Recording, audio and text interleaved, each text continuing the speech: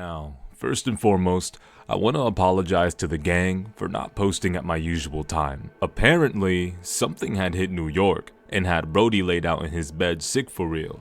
Had me feeling like Goku with the heart virus and the Dragon Balls was not finna wish me back. But my body bounced back harder than eating a sensu bean fresh out of an ass whooping. And I'm feeling pretty good right now. At least, for the time being, that is. And of course, I wanted to cover some major news revolving around a game I was looking forward to.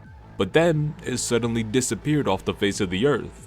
Thought the company got Thanos snapped for real. Now, this video may not get pushed out in the way that I want it to, but it's alright. I don't actually care. See, aside from Wuthering Waves, Project Mugen, which is now known as Ananta, was a game I wanted to come out very deeply.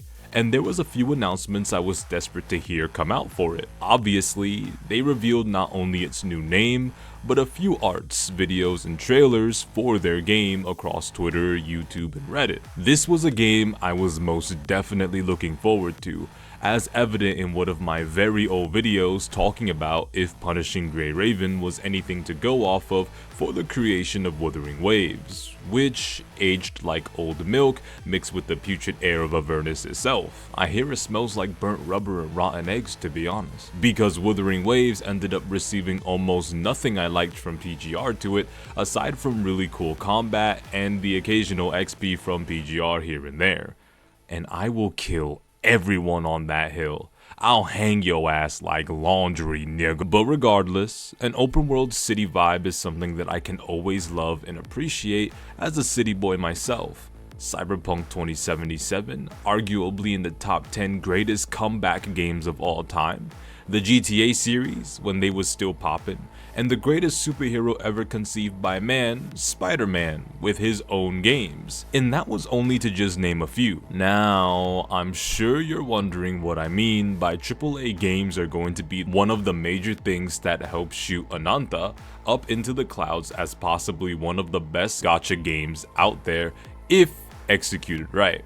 Something that Neverness to Everness might not be able to do as well, considering Hota Studios' track record with Tower of Fantasy, but that's because I'm a certified TOF hater. But something that was attracting me to Ananta is the presentation of it all when I first reacted to the first Project Mugen trailer. That was back when I had like 61 subscribers, but that shit is crazy to think that I would have this many subs now and a motherfucker still don't know what he doing. But regardless, I want to thank you guys for 2K subs. It really does feel like I'm approaching a dream come true, slowly but surely. But don't go watch that video, by the way. That was back when I ain't know shit about making videos. But I mentioned a lot of things in that video about Spider-Man and swinging and other stuff like that.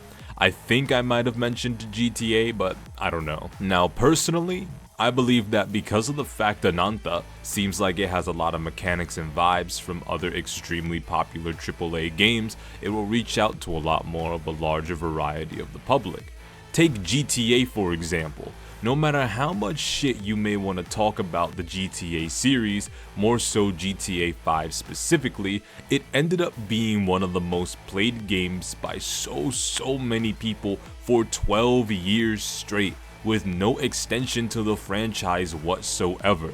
People even buying upgrades of the same game on 2 different generations of consoles. No, scratch that, 3 different generations of consoles. It's safe to say that city vibe games in general are massively popular, but with the amount of people I see talking about NTE and Ananta on how it reminds them of GTA is already a major plus for people wanting to try the game out. Having access to an open world similar in style to GTA for absolutely free is already enough to throw thousands upon thousands of people at the game, especially since it's coming out on consoles. Having Sony, regardless of their reputation, promoting your game in general is already promising.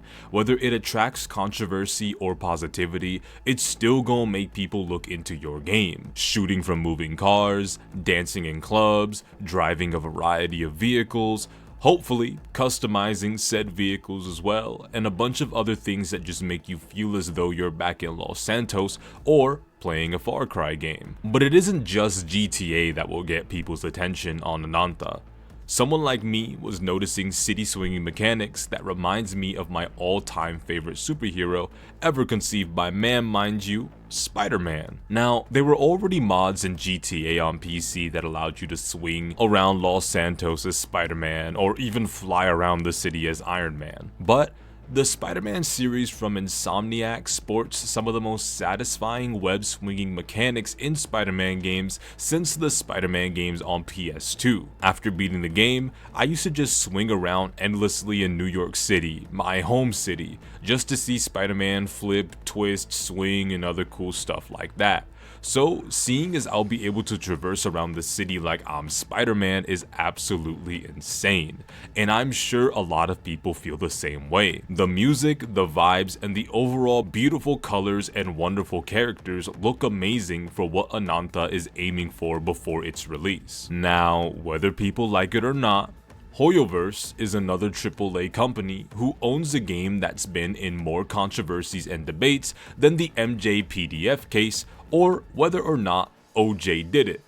But Genshin Impact is a game that took the world by storm during COVID, as everyone was trapped inside and forced to play the game because they had nothing else better to do, and therefore felt as though they were forced to love the game, but in reality, they tricked themselves into thinking that after a while, it was the GOAT, for all the wrong reasons, of course.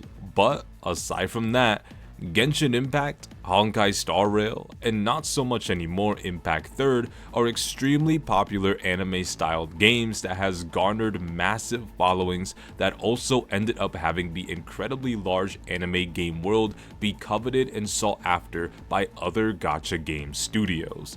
Ananta is no different. Because of the fact Hoyoverse exists already secures the fact that a lot of their player base will try out Ananta for the simple fact that it's an open world anime game.